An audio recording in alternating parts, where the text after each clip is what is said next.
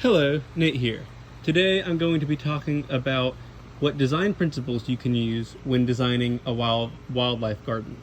So there are a number of factors that influence how many species will show up in your yard and what kinds of species will show up in your yard. The biggest predictor of the number of species that you're going to have in your yard is the space, the size of the space.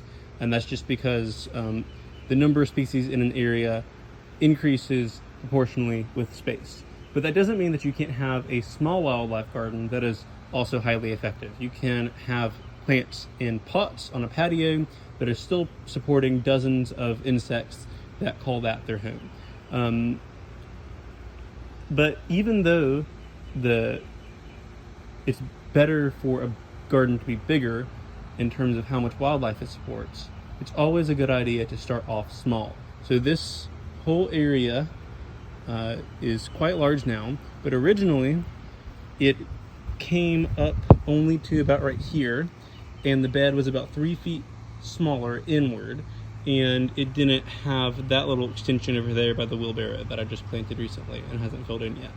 And over the course of about 3 or 4 years, I've just been adding things to this, and that's the way to go. If you try to put everything in at one time, you're going to find that 1, it's expensive, 2, a lot of things are going to die and it's going to get discouraging. But if you put in a few things at a time, then when things die, it doesn't make that much of a difference. If you're just expanding your garden bed by a few square feet a month, then it's a lot easier to stay on course.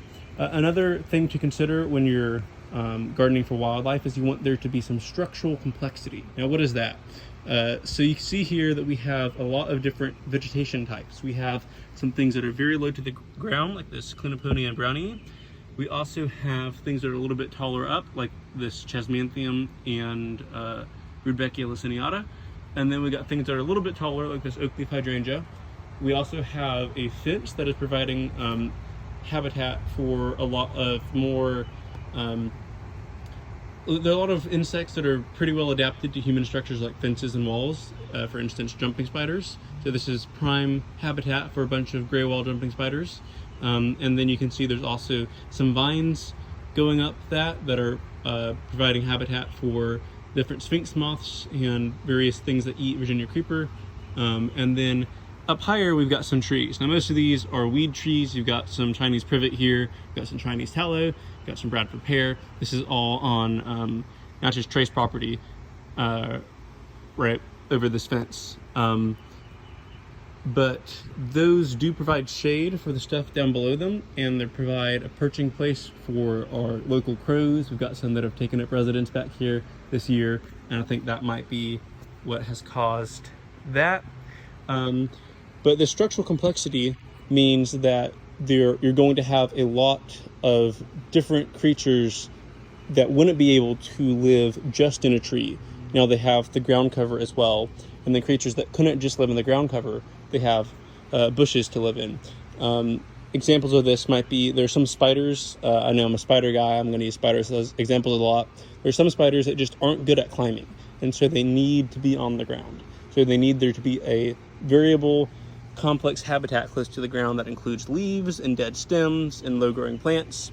And then there are other spiders, like this orchard orb weaver that you're not going to be able to see because my phone is not going to focus, that they are pretty blind, they don't move around very well, and they rely on having these kind of complex areas where they can build a web. This web is between here and here, and anchored down on that hydrangea as well.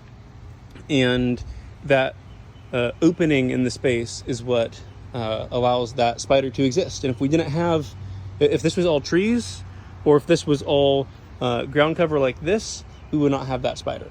And then the third thing that I like to think about when wildlife gardening is you want to use plants that are native to your area, because typically those plants are going to be supporting more insects, and those insects are then going to be supporting your frogs and your birds and your lizards and all those other sorts of things. Without native plants, there are a lot of bees that are just not going to be able to find food in your yard because they only are feeding their young the pollen of specific plants. There are a lot of caterpillars that are only going to be eating specific plants, like this pawpaw. The zebra swallowtail is only going to be eating this pawpaw. And then there are some other plants that might not be the only host for a insect, but it might be one of their favorite hosts. Like this cutleaf coneflower is the only plant in this garden that I really find giant leopard moth caterpillars on. And I get a lot of moths every year because of that. They're beautiful, white with black spots. Giant leopard moth caterpillars will eat a lot of things, but they just really like this cutleaf coneflower. And so if you do those things, one, maximize the space over time, regulate that growth so that it doesn't get too exhausting or too much to manage. But you want to have as large of space as you can tolerate. You want to have a structural complexity as much as possible, and you want to use native plants as much as possible. And another thing to keep in mind is that not all gardens are just for wildlife. And if you have a yard where you entertain people, or you want kids to be able to run around and play soccer, then maybe having a really big naturalistic looking area isn't the thing for you. And I also should say, this is not as naturalistic as it could be. These are plants that have been arranged in some attempt to be pretty. So we've got the oak leaf hydrangeas kind of spread throughout, and irises over there, mirrored by the irises over here. You can't really see them behind all the sedges.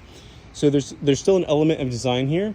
And that doesn't take away very much from wildlife habitat. But it is clear that in this particular case, wildlife habitat isn't the only goal. Because if that was the case, then there'd be a lot more Virginia creeper here. There'd be a lot more poison ivy here. There'd be a lot more oak seedlings here that I would put here, because those just support more things. But thanks for listening.